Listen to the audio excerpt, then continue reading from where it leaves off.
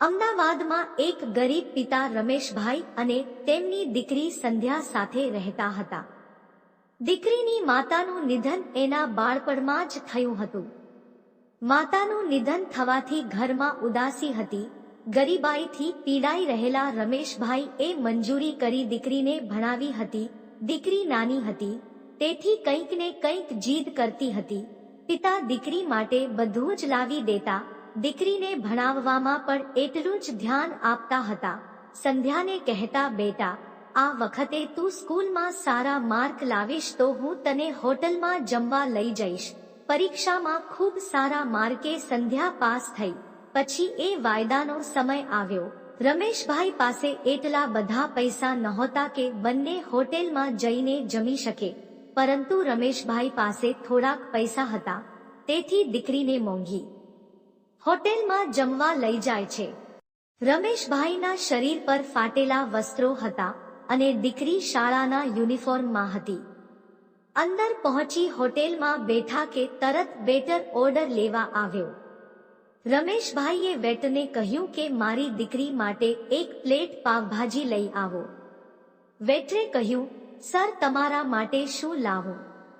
ત્યારે રમેશભાઈએ કહ્યું કે મારી દીકરીને આજે હું પાર્ટી આપી રહ્યો છું. મેં એને વાયદો કર્યો હતો કે સારા માર્ક્સ લાવીશ તો હું તને શહેરની મોંઘી હોટેલમાં પાવભાજી ખાવા લઈ જઈશ. આજે મારી દીકરી જિલ્લા કક્ષાએ પ્રથમ આવી છે, માટે તમે એક પ્લેટ પાવભાજી લઈ આવો. મારે કશું નથી જોઈતું. ઓર્ડર લઈ વેટર સીધો હોટેલના માલિક પાસે પહોંચ્યો. વેટરે હોટેલના માલિકને એ પિતા પુત્રીને બતાવતા કહ્યું કે સર, મારી એક વિનંતી છે કે સામે બેઠેલા પિતા અને પુત્રીને મારા તરફથી પાવભાજી આપવામાં આવે. ભલે તમે એના પૈસા મારા પગારમાંથી કાપી લેજો. એ દીકરી પૂરા જિલ્લામાં પ્રથમ આવી છે. ગરીબ પિતા પોતાની દીકરીને કરેલો વાયદો નિભાવી રહ્યા છે, પરંતુ એમની પરિસ્થિતિ જોઈ હું આટલું કરવા માંગુ છું. આ સાંભળી હોટેલના માલિક ખુશ થઈ ગયા અને કહ્યું કે આજના સમયમાં તારા જેવા વ્યક્તિઓ ભાગ્યે જ મળે છે. તને બીજા પ્રત્યે લાગણી અને દયા ભાવ છે અને તારાથી બનતી મદદ કરે છે, એ બહુ મોટી વાત છે. તું 2 પ્લેટ પાવભાજી પિતા અને દીકરી માટે લઈ જા અને સાથે મીઠાઈના બોક્સ પણ મોકલી આપજે અને કહેજે કે ઘેર ઘેર મીઠાઈ વહેંચી ખુશી વ્યક્ત કરો. અને સાથે એ પણ કહેજે કે આ પાર્ટી અમારા હોટેલ તરફથી છે.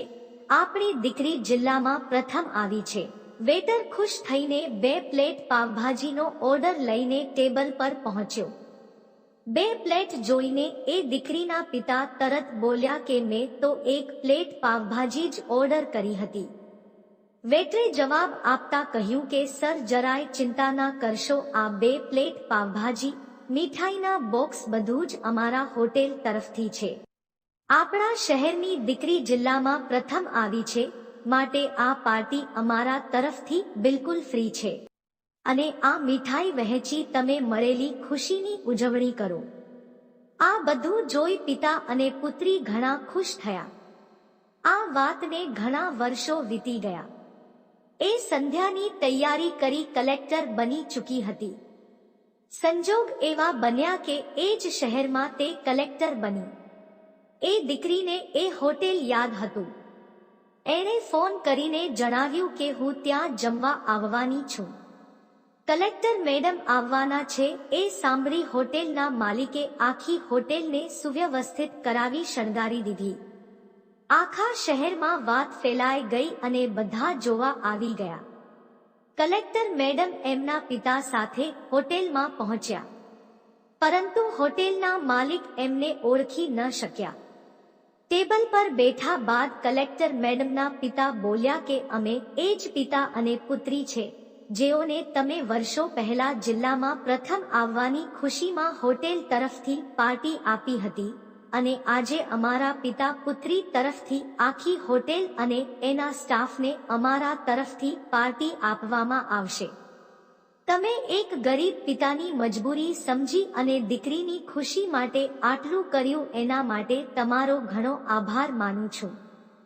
દીકરીના આંખમાં આંસુ સરી પડ્યા હતા અને દીકરીએ હોટેલના માલિકને કહ્યું કે તમારા કારણે મને ઘણું પ્રોત્સાહન મળ્યું અને અત્યારે હું આ મુકામ સુધી પહોંચી છું.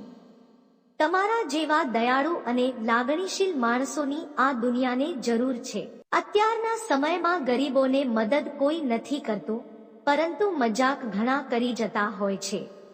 મિત્રો, કેવી લાગી તમને આ સ્ટોરી એ કોમેન્ટ કરીને જરૂર જણાવજો અને ચેનલને સબસ્ક્રાઇબ જરૂર કરજો. ધન્યવાદ મિત્રો.